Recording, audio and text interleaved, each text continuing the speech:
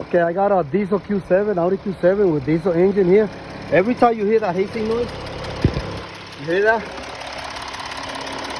Okay, you gotta reseal the injectors.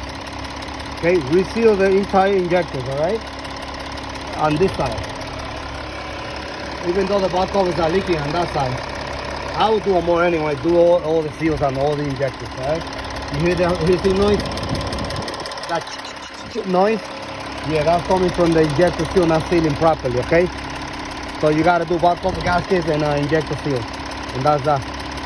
When you do the injectors, make sure you put them back in the same cylinders as they are coded to each particular cylinders, okay? So they gotta go back the same way, all right? Otherwise, you're gonna create problems. That's that, guys.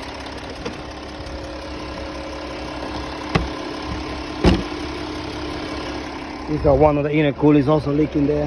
Here. Intercooler on the left side.